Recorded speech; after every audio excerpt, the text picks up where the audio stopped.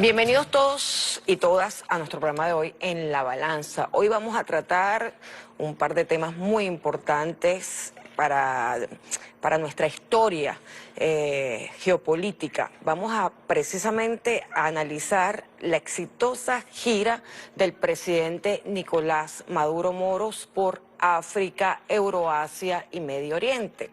También vamos a tocar algunos temas como la participación en el Foro Internacional de San Petersburgo del presidente Putin y, por supuesto, vamos a hablar de las elecciones en Colombia. Para estos temas tenemos un invitado muy especial. Se trata del diputado Mario Silva, conductor de La Hojilla. Bienvenido, Mario. Muchas gracias, Olga, por la invitación. Un saludo a todos los camaradas que nos están viendo. Recordemos que Mario está en la Asamblea Nacional, es segundo vicepresidente de la Comisión Permanente de Contraloría y participa en otras dos comisiones, entre ellas la que investiga los hechos delictivos de la antigua o de la anterior Asamblea Nacional, que todavía está trabajando, estos temas. Y la de Marisper. Y por supuesto, los delitos que cuenta el secretario de Defensa de Estados Unidos, Mark Esper, en un libro muy polémico donde relata cómo fueron las reuniones y los hechos vinculados a las agresiones al gobierno nacional, al presidente Nicolás Maduro y todo lo relacionado con los atentados contra la República Bolivariana de Venezuela. Estimado diputado, además de bienvenido, para mí es un honor tenerte y para todo el equipo de producción tenerte aquí hoy que celebras además 18 años de tu programa La Hojilla. Ya La Hojilla es mayor de edad. Todos hemos seguido el recorrido de ese programa, todos hemos estado enganchados 18 años al análisis político nacional e internacional. Felicitaciones a ti, a Guerrero, a todo el equipo de producción. Cuando dicen a mí a Guerrero, pues somos los dos sobrevivientes, ¿verdad, compadre? Todavía claro, a Elin Padrón que estuvo allí, a tanta gente que estuvo compartiendo, además ese importante espacio. Néstor Francia, sí. Así es. Mario, yo voy a pedirle al director que nos permita un video para ubicar los países que visitó el presidente Nicolás Maduro, para que nos hagamos una idea en el mapa de cuáles fueron las visitas que hizo nuestro presidente Nicolás Maduro en razón de fortalecer la cooperación energética, cultural, educativa, en materia de ciencia y tecnología y sobre todo antiimperialista en función de un nuevo orden mundial. Director, por favor, el video.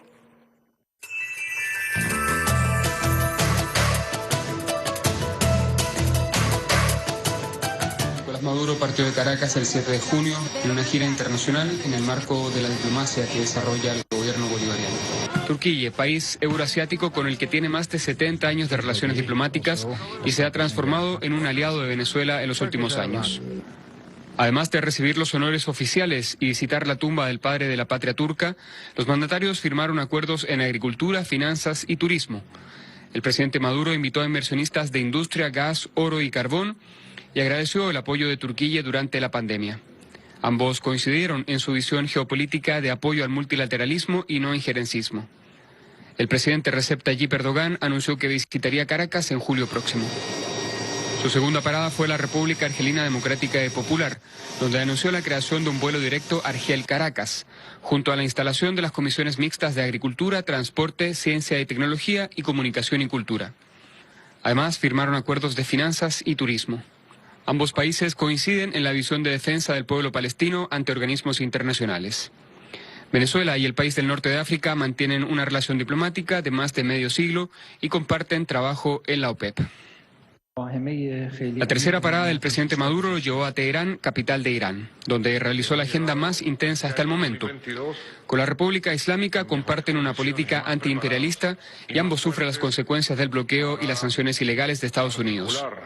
Reforzaron el acuerdo bilateral por 20 años en materia de cooperación energética, gas, refinerías, petroquímica, finanzas con el Banco Nacional de Desarrollo Irán-Venezuela y en defensa con las capacidades productivas de ambos países.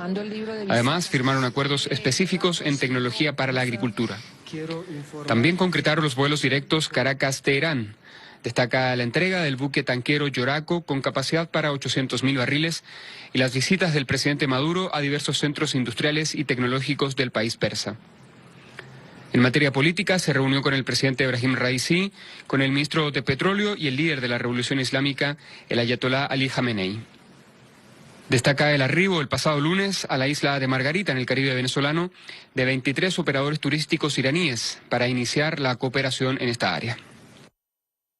El cuarto país que visitó al mandatario venezolano fue Kuwait, con quien comparten ser uno de los países fundadores de la Organización de Países Exportadores de Petróleo, la OPEP. De hecho, Maduro se reunió con el próximo secretario general de la organización, que asumirá en agosto. También se reunió con el primer ministro de Kuwait para establecer el mapa de cooperación y amistad. En ese sentido, instalaron la Comisión Mixta Venezuela-Kuwait y el presidente venezolano invitó al Foro de Inversionistas de Kuwait a fijar su mirada en el país, especialmente en rubros como el turismo, la energía y el comercio, con propuestas específicas en agricultura. El mandatario sudamericano se comprometió a fortalecer la OPEP y la relación con los países aliados en la OPEP Plus. Su quinta parada lo lleva a Qatar, donde fue recibido en la capital Doha por las autoridades del país arábico. En esta visita alcanzó convenios en materia de turismo, energía y finanzas y discutieron la visión de temas regionales e internacionales. Nicolás Maduro Moro. Azerbaiyán es la sexta parada del periplo internacional, que fue valorada como un indicador del alto nivel de las relaciones entre ambos países. Durante el intercambio se señaló la necesidad de ampliar la cooperación en la esfera económica. Además, revisaron junto al presidente Ilham Aliyev los avances de la próxima cumbre de países no alineados. Gracias, querido amigo. Como pudimos observar, efectivamente tenemos allí la gira exitosa en imágenes del presidente Nicolás Maduro, quien fue recibido con honores militares y presidenciales en cada uno de los 6 países a los cuales arribó en esta nueva relación, este fortalecimiento de las relaciones con el nuevo orden que está surgiendo. Diputado Mario, ¿por qué podemos hablar de un nuevo orden mundial en este momento? Fíjate que la visita del presidente, o esta gira del presidente, se da en el marco de, primero, una cumbre de Davos y de Dubái, en donde se busca el reseteo de la economía, se busca reforzar o, digamos, correr la arruga con la hegemonía, la economía hegemón, la dominante, la que afortunadamente está feneciendo. Pero se da no solamente en el marco de eso, hay una respuesta por parte de Venezuela en contra de eso, en contra de la Cumbre de las Américas también, que se estaba dando en ese marco. Y luego, que esto es bien importante, se da en el marco del 25 Congreso Internacional de San Petersburgo. Eso es muy, muy importante, pues está asomándose ya lo que nosotros venimos conversando hace bastante tiempo, Olga, esto no es de ahora. Nosotros venimos diciendo desde hace tiempo que entre Rusia y China está surgiendo un nuevo mundo en la economía. Un nuevo mundo que está insurgiendo en contra de la dictadura mundial económica por parte del hegemón, que ha sido desde el mismo momento en que se culmina la Segunda Guerra Mundial con Bretton Woods, y luego impone su hegemonía en el año 73 o 72, algo ahí, con Nixon, en el momento que monta la dictadura del petrodólar. Eso todo en este momento está cayendo. Todo está cayendo. Hay una respuesta, no solamente a nivel económico, o sea, y aquí tendríamos que incluir el tema de la operación especial, militar especial que hay en Ucrania, pero no solamente el tema económico. Hay una respuesta multipolar, es decir, de todos los estados, en respeto a soberanía, en respeto a los recursos de cada país. Una respuesta a ese hegemón que está feneciendo. Esto es bien importante porque es el marco de las visitas que hace el presidente de la República.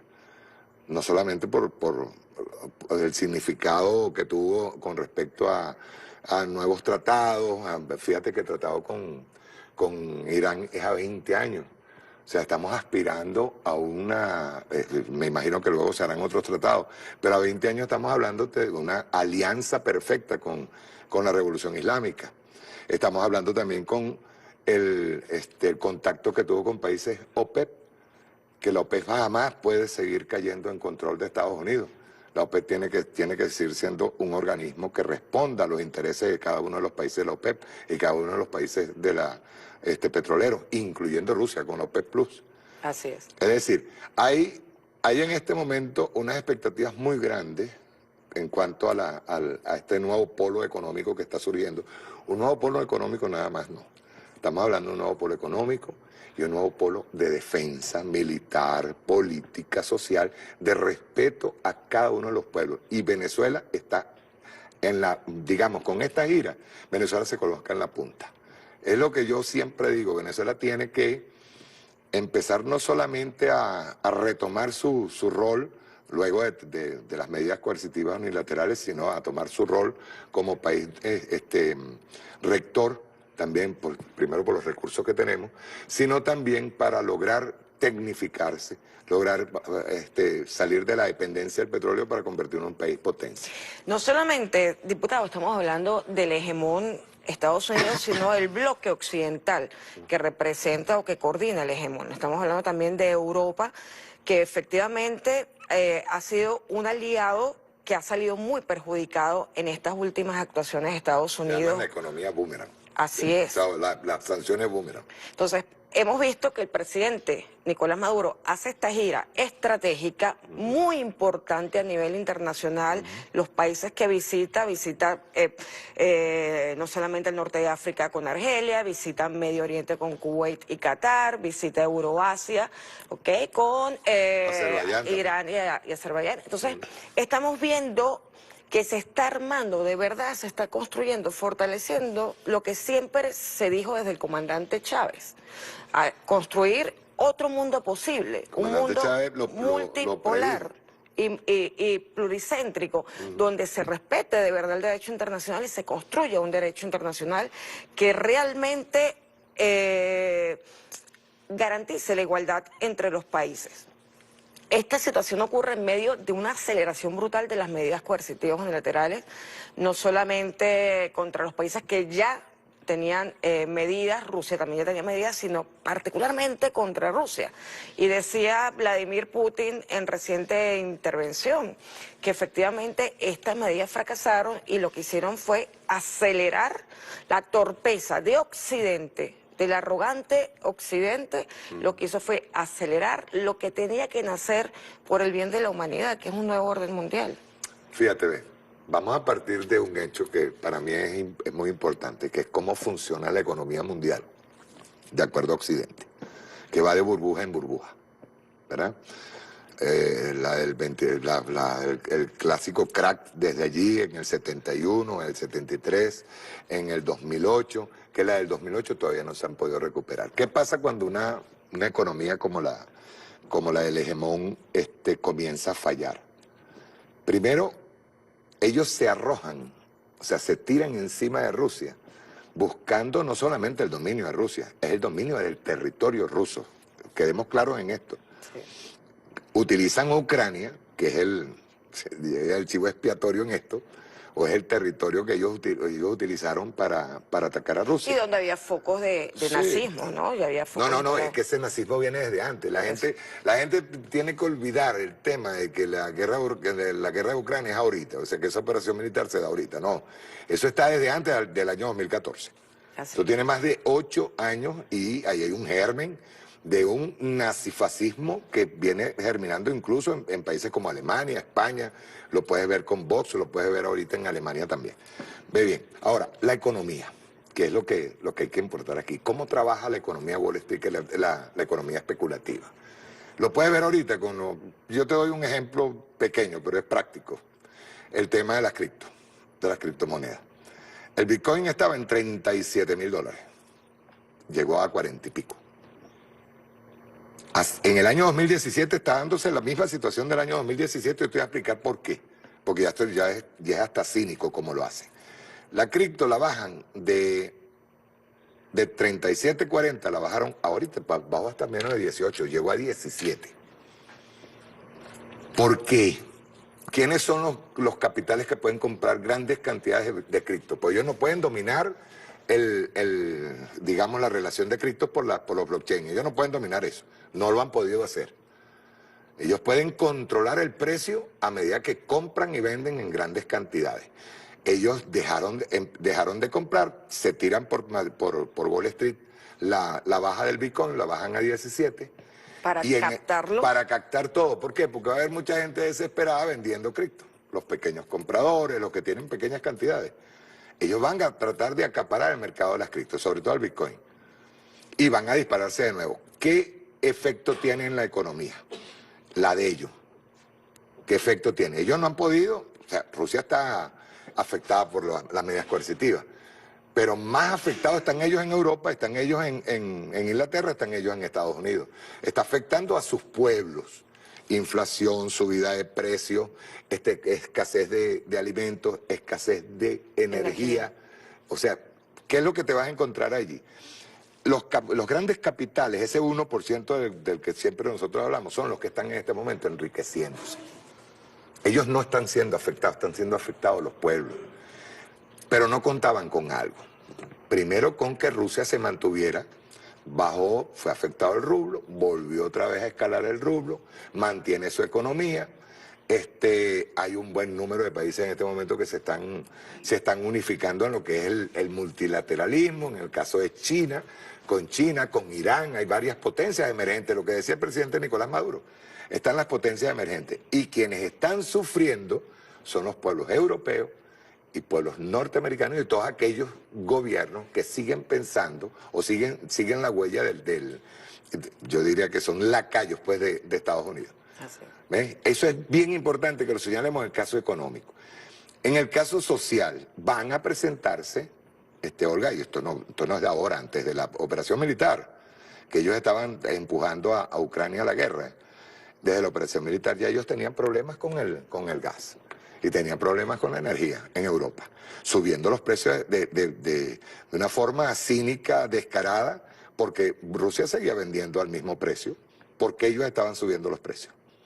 Entonces dedicaron más tiempo a tratar de alar combustible para poder efectuar el ataque hacia Ucrania. Pero Putin los madrugó con la operación militar. Así es. Diputado, nos tenemos que ir a un corte. Ajá. Estamos en televisión en vivo, nos tenemos que ir a un corte en este momento y continuamos hablando de este nuevo orden mundial y vamos a hablar del desarrollo del Foro Internacional, 25º Foro Internacional de San Petersburgo, que hoy hubo unas declaraciones muy interesantes del presidente Putin y yo creo que es interesante que tú lo analices. Nos vamos a un corte y continuamos en la balanza con el diputado Mario Silva.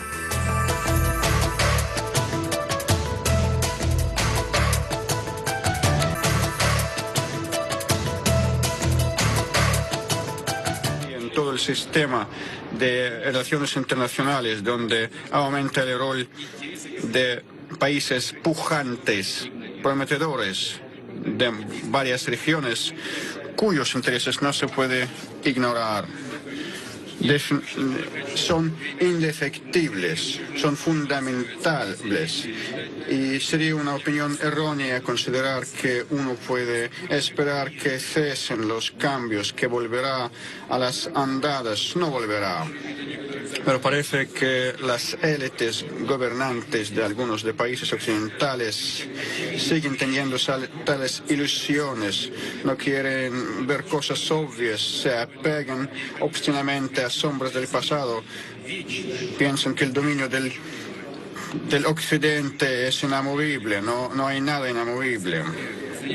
No solo rechazan la realidad, intentan contrarrestar el transcurso de historia pensando con las categorías del siglo pasado.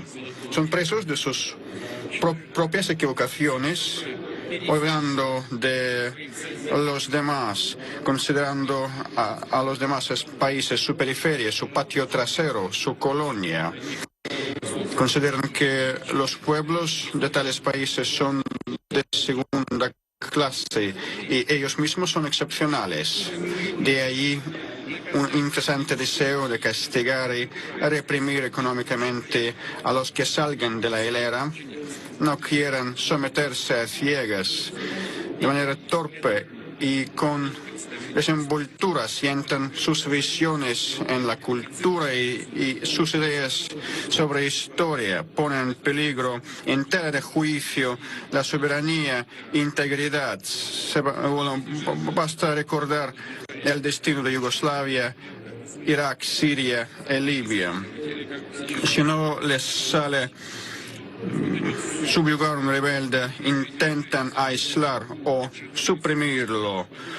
Utilizan cualquier tipo de medidas, prohibiciones de cultura, de deporte, Y esta es la razón de arrebato rusofóbico actual del Occidente y las poco meditadas y tontas sanciones contra Rusia, cuya cantidad y el ritmo de aprobación no tienen precedentes. El cálculo es claro: de un golpe aplastar la economía rusa por vía de romper las cadenas de negocio, congelar los activos y revocar las compañías, retirar las compañías accidentes de nuestro mercado. Fracasaron. El presidente ruso en esta 25ª reunión, foro internacional de San Petersburgo, que es un paralelismo emergente de las economías y un paralelismo de la reunión de Davos. Aquí dice algo muy claro: fracasó Occidente en los intentos no solo contra Rusia, sino en mantener las categorías de épocas pasadas, la doctrina Monroe, como otras doctrinas de agresión y de imposición cultural, económica y del modelo de vida occidental. ¿Qué dice usted, diputado Mario Silva, a esta intervención del presidente Putin y a todo lo que se abre con este nuevo surgimiento? Tú sabes que Chávez decía muchísimo, yo lo repito cada rato, decía que de lo local hay que pasar a lo regional, a lo nacional y lo nacional a lo internacional. Todo, absolutamente todo está vinculado. Bebé, nada es casual. Primero que nada vamos a decir que Putin utiliza una frase, ¿verdad? Cuando dice nada permanece, que es marxista. Nada permanece, todo cambia. Eso es marxismo puro. Y es verdad. Cuando Putin toma el poder, que viene de la perestroika. Viene de la perestroika, que viene sobre todo del horrendo gobierno que tuvo Yeltsin, de entrega total a los intereses norteamericanos y neoliberalismo más brutal, ¿verdad? Putin dice otra frase que es importantísima decirla.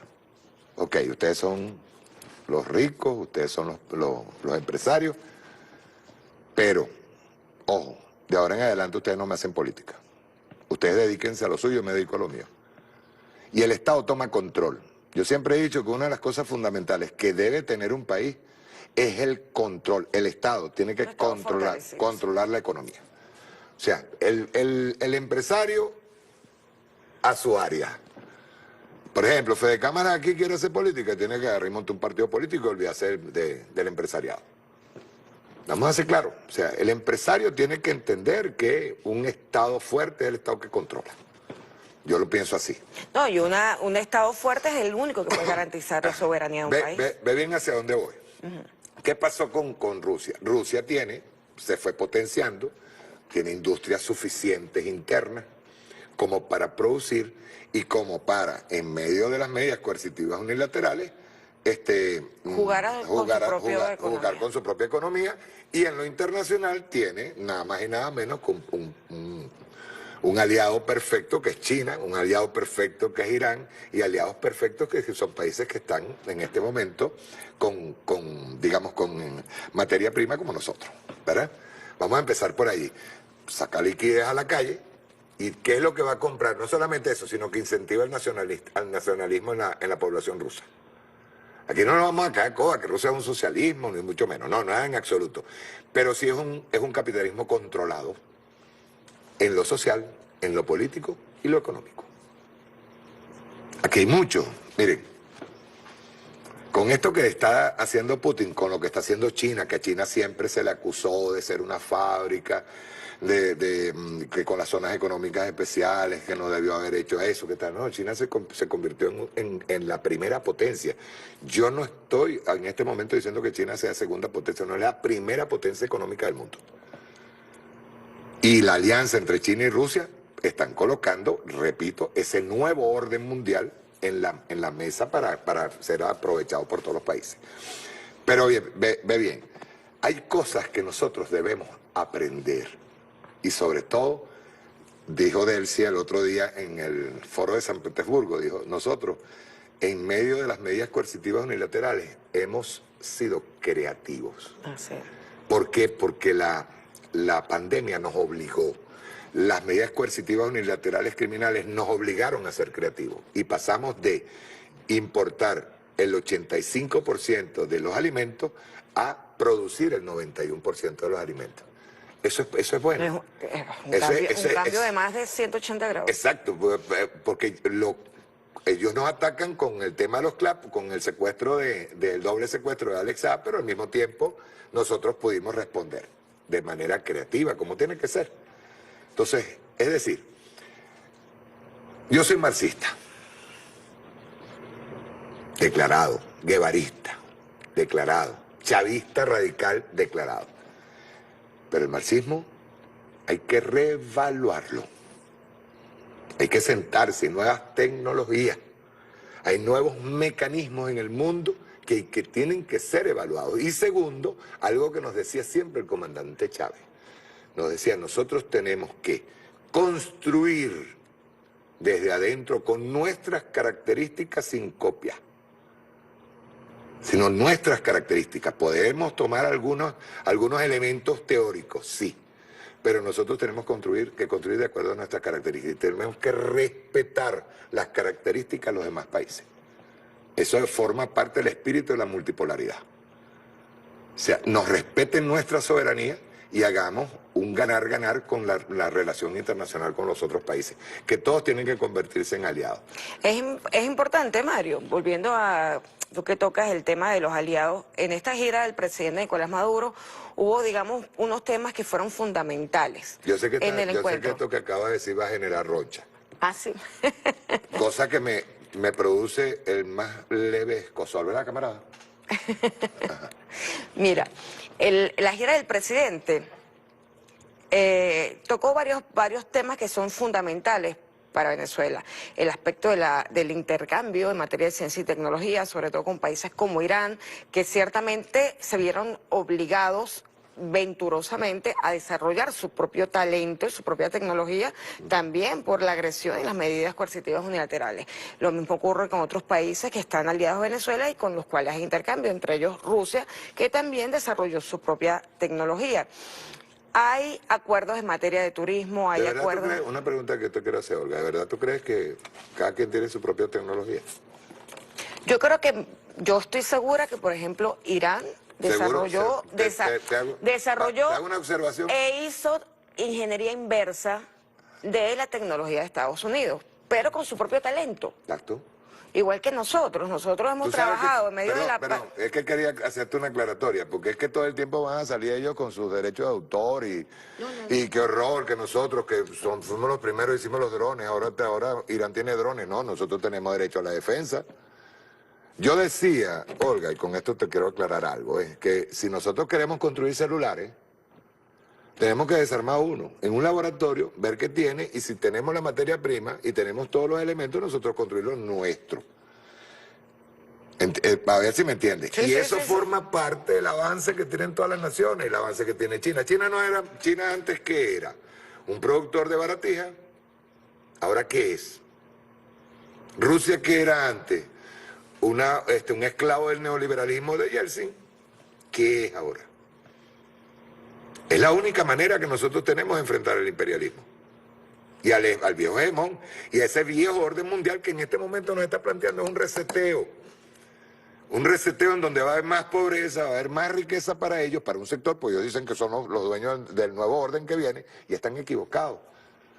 Están equivocados y están pasando por encima de las Naciones Unidas, están pasando por encima de la Carta de las Naciones Unidas, están pasando por encima de la Corte Penal Internacional. Estados Unidos se ha burlado de la Corte Penal y luego la lanza contra Venezuela, o la lanza contra Rusia, o la lanza contra otro.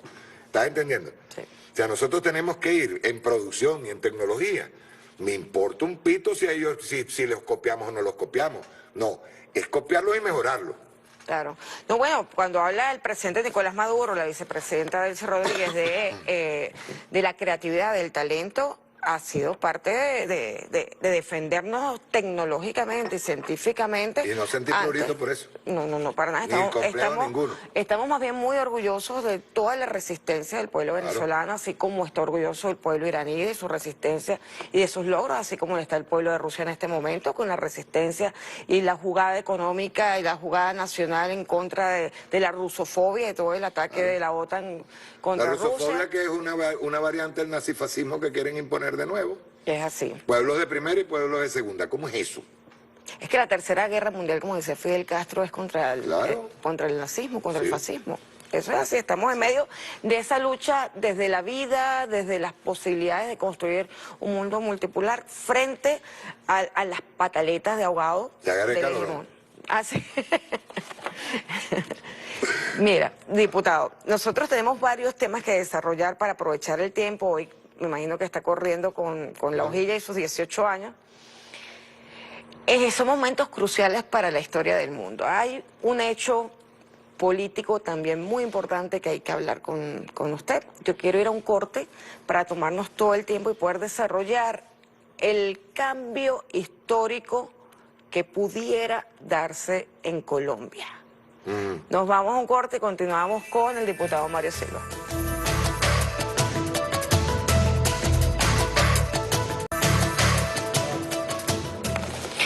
Yo quisiera en este momento, estamos de vuelta en la balanza con el diputado Mario Silva, conductor del programa La Hojilla, que hoy cumple además 18 años. Estamos compartiendo la celebración. Queremos pedirle al director, porque vamos a hablar de los cambios que pudiera haber en Colombia y vamos a hacer un análisis del proceso electoral, que nos ponga la intervención de la vicepresidenta, una intervención corta para no quitarle tiempo al invitado, de quien representa la pluralidad de las esperanzas que ayer fueron depositadas, el domingo, en las urnas electorales en Colombia. Permítanos el video, director.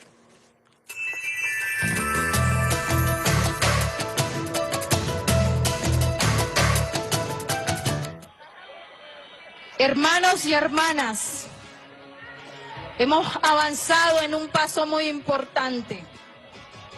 Después de 214 años, logramos un gobierno del pueblo, un gobierno popular, el gobierno de la gente de las manos callosas, el gobierno de la gente de a pie, el gobierno de los nadies y las nadies de Colombia. Pusimos ese corto mensaje, en ese momento estaba en la tribuna la vicepresidenta electa, Franci Márquez, en Colombia, también estaba el presidente electo, Gustavo Petro, pero como imagen, como símbolo de la Colombia profunda, quise colocar a esta mujer afrodescendiente porque tenemos que ver que en ese proceso electoral hubo gran unidad de todas las esperanzas de los campesinos, de los afrodescendientes, de los líderes indígenas, de los líderes sociales en toda Colombia que han sido perseguidos, desaparecidos. Es la Colombia profunda la que decidió votar por un cambio, aún sabiendo, obviamente, nosotros que va a ser muy difícil porque Colombia se ha convertido en un estado que arropa mafias como la del narcoparamilitarismo. Va a ser complicado.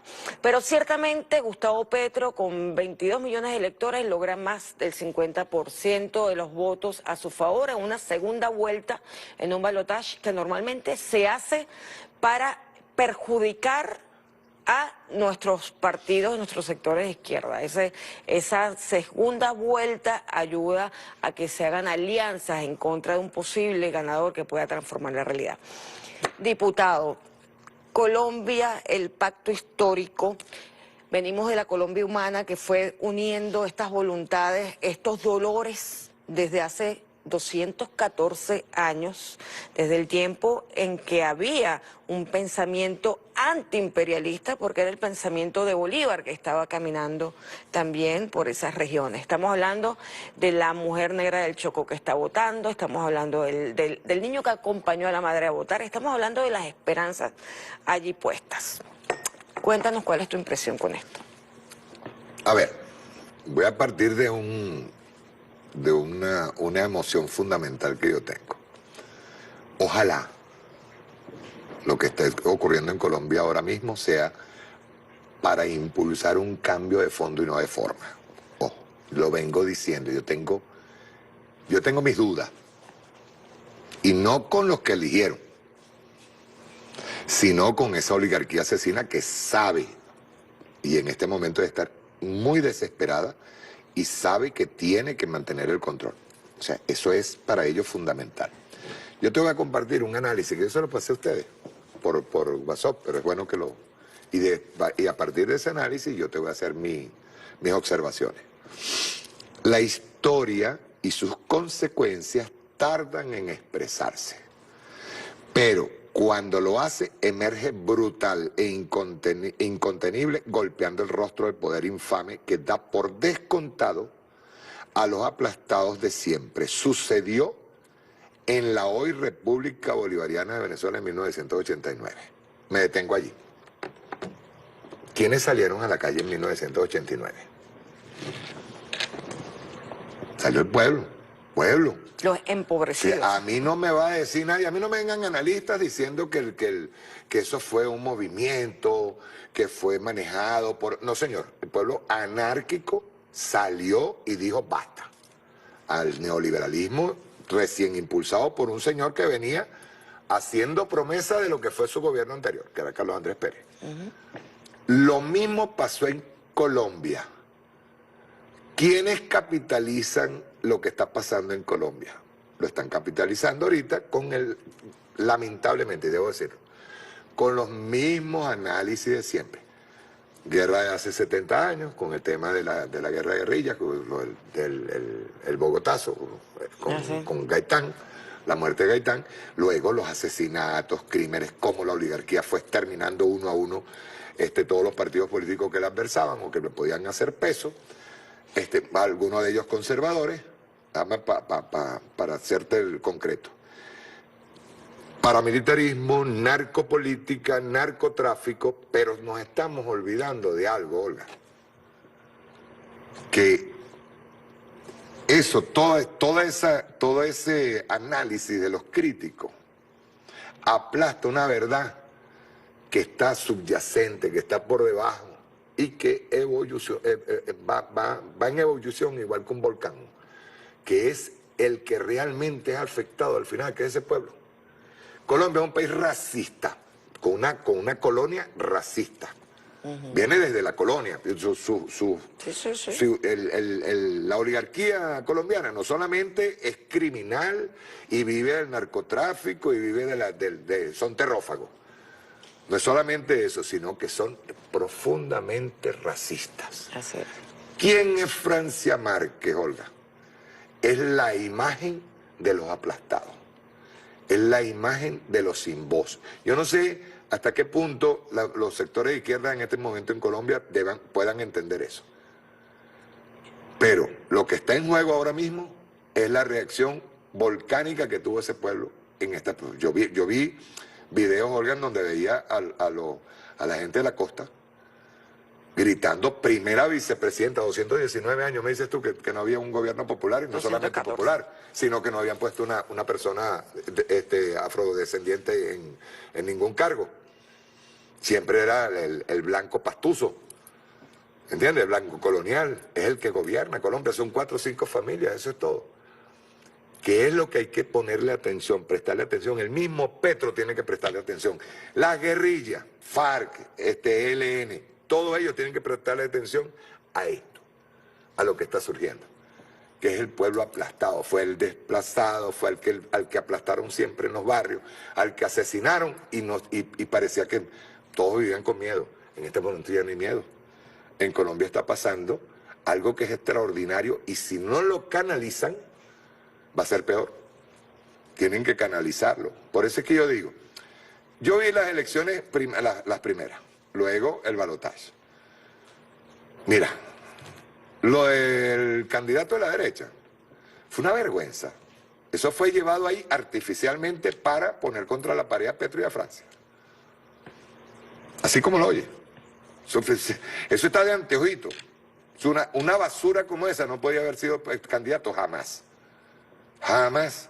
Lo colocaron como una opción de Uribe para ver si el colombiano medio agarraba y decía, no, yo prefiero a Roberto Hernández, creo que se llama, a Petro. Todo lo que estaba haciendo la oligarquía está haciendo su juego, el juego que siempre ha hecho. Y lamentablemente los sectores de izquierda también están haciendo el juego que siempre han hecho. Y están ignorando un nuevo elemento, que para mí es muy importante, el elemento pueblo, el que surgió aquí en el año 1989 y hoy mantiene y sostiene la revolución bolivariana. Y es importante, Mario, también analizar que la situación, normalmente cuando surge un movimiento liberador, una propuesta que busca desarrollar un proyecto histórico o busca cambios, transformaciones, siempre tiene que tener en cuenta si la Fuerza Armada está involucrada o no con esta visión de cambio. Si no, la situación se hace muy difícil. Claro. O sea, nosotros tenemos muchas esperanzas y nos alegra esta victoria contundente del pueblo profundo colombiano, pero uno dice, ya va, pero van a tener muchos escollos, porque nada más con las bases militares norteamericanas, con la formación de la Escuela de las Américas de los militares colombianos, habría que ver qué tan complicado se hace el gobierno del pacto histórico. ¿Okay? Aquí estamos hablando de diferentes, una diversidad muy importante de sectores de la vida colombiana que fueron invisibilizados históricamente y que fueron perseguidos, desaparecidos y desplazados. Entonces, hay un dolor muy profundo en Colombia que va a ser muy difícil sanar con justicia.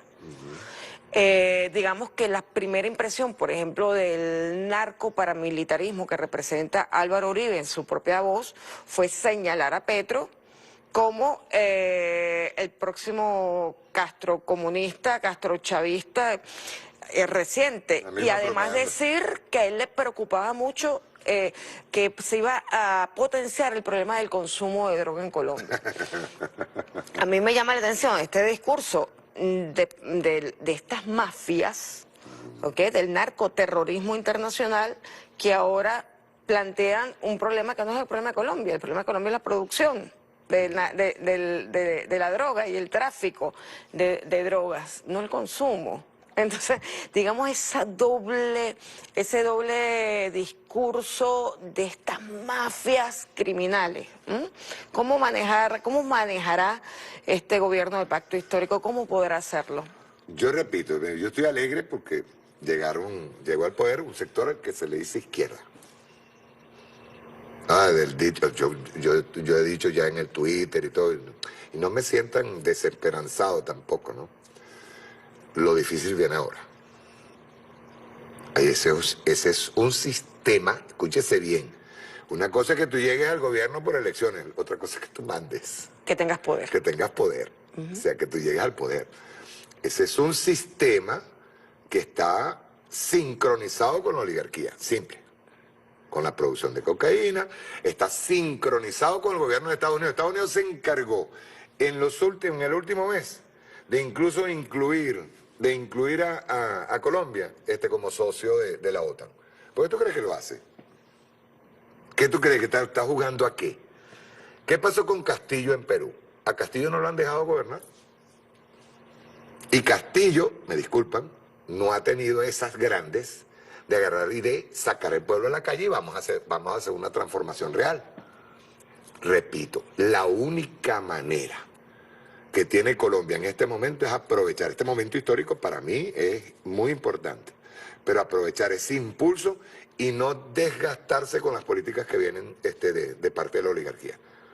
Vicky Dávila, la menciona así con todo su nombre, Vicky Dávila, periodista de Semana y periodista de RCN, compadre.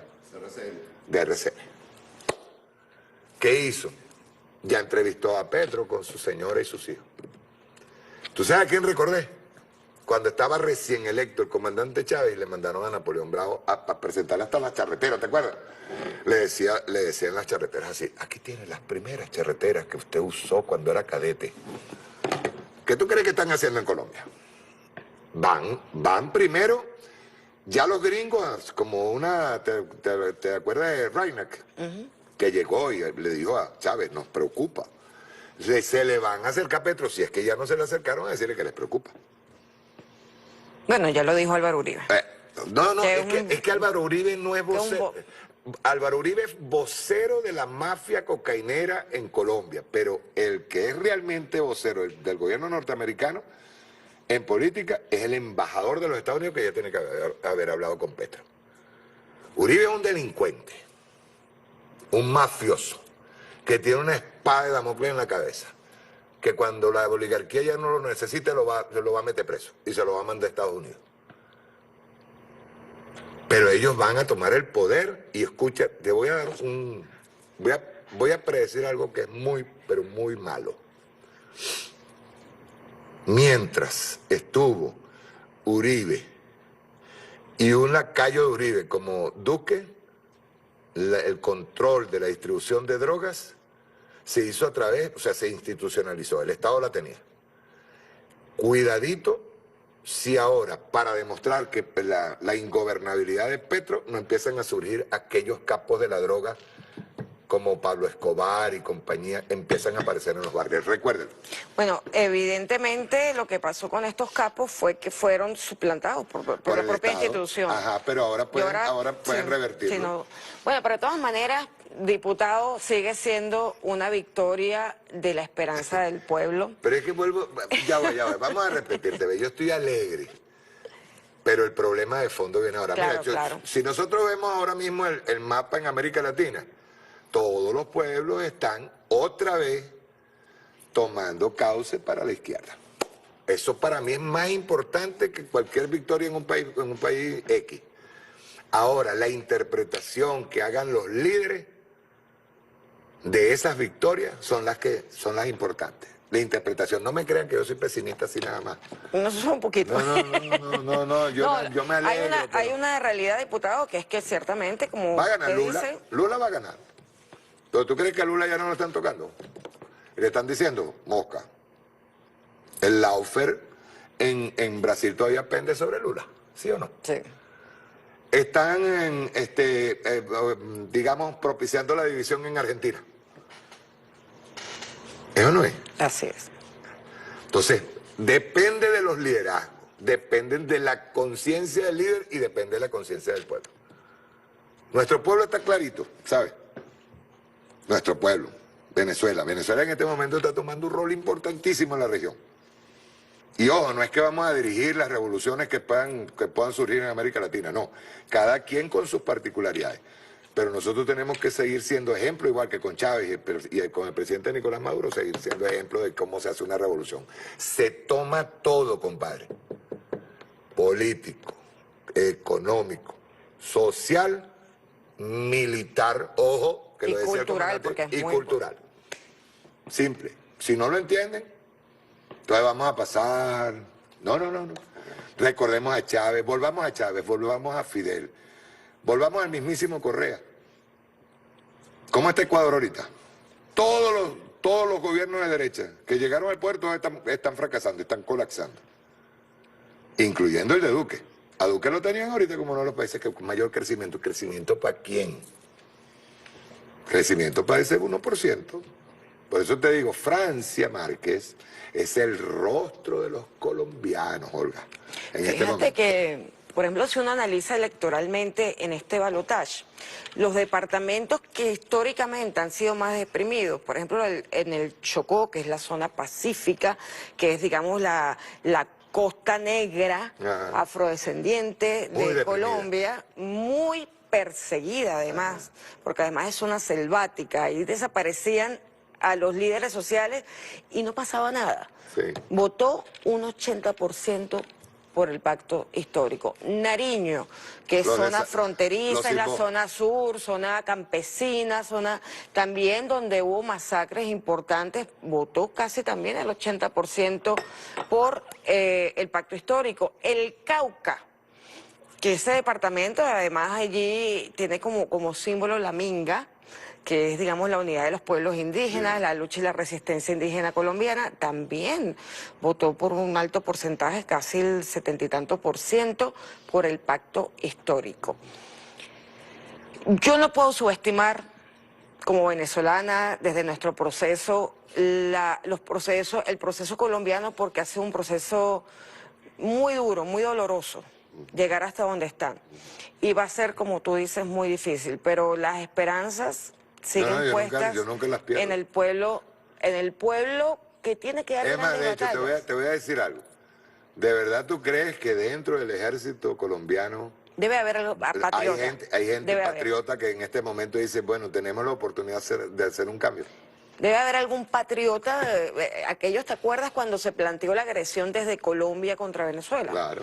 Que algunos generales colombianos dijeron que ellos no querían participar de una guerra contra Venezuela, no solamente por la capacidad militar, que era inferior a la nuestra, aunque tenían bases militares norteamericanas, pero se negaban. O sea, debe haber a lo mejor una semilla. No, yo sí creo, yo sí estoy consciente que dentro de Colombia hay una semilla, tanto en lo militar como en lo político, en lo social, hay una semilla que está germinando. Pero, Son 200 años. Repito, el cambio no puede ser de forma, tiene que ser a fondo, sin temor, y confiar en el pueblo colombiano. Ese pueblo que acaba de insurgir. Por eso te digo, yo no soy pesimista. Yo soy pesimista si nosotros empezamos a utilizar la política como un correr la arruga. Eso sí es pesimismo. Ahí sí. No se puede correr la arruga. A mí lo que me preocupó digamos, el mensaje de la vicepresidenta, que ciertamente, aunque hay importantes movimientos de mujeres en Colombia, de todos los sectores, ¿ok? El tema de llamarle patriarcado a lo que realmente es capitalismo. Porque el capitalismo es el que ha impuesto un modelo cultural, un modelo social. No me vas a provocar, no me vas a meter en esa discusión. Ya yo tengo hacia Villegas al lado, yo discuto claro. No, pero también entiendo la lucha de las mujeres, pero es que el modelo cultural occidental impone el patriarcado. Olga, te lo voy a... el origen del patriarcado es más allá. Yo voy un poquito más allá. Yo entiendo todos los movimientos y, ¿cómo te digo?, colectivos. Y apoyo todo lo que los movimientos colectivos tienen, van en busca de reivindicar su lucha, ¿verdad? Pero les recuerdo a todos los movimientos que nosotros tenemos un objetivo común, que es la lucha antiimperialista y el socialismo. Que además el gran generador de esos antimodelos. No. Digo esto porque una de las cuestiones que ha hecho el imperialismo es que ha comenzado, Olga, a estimular colectivos que tienen una lucha que es justa, válida. Para debilitar la lucha. Para debilitar el objetivo principal. Mosca con eso. Y lo he visto. Yo lo he visto cómo los colectivos debilitan la lucha general. O sea, está bien, y los respeto, y de verdad, y cada vez que tenga que levantar la mano por una nueva ley, o tenga que levantar la voz por cada uno de los colectivos, yo la levanto. Pero mosca, ojo, atención a que no se puede permitir que esos colectivos sean utilizados para la división de la revolución. Eso no puede ser. Puede dispersar la lucha. Nosotros... Por eso es que dije, no me vayas a provocar.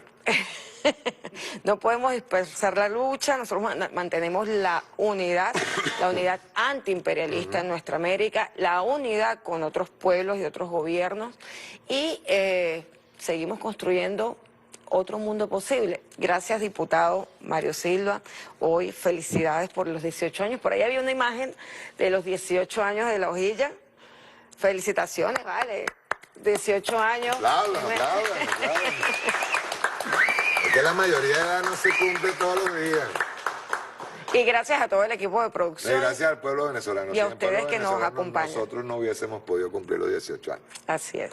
Y al camarada sobreviviente, Julio Guerrero. El de la chaqueta negra, usted es famoso, compadre. Usted hay que presentarlo hoy en la noche. Hoy también está de cumpleaños Nicolás Maduro. Nicolásito, está de cumpleaños. Fíjate, nosotros iniciamos la villa en el cumpleaños de Nicolásito.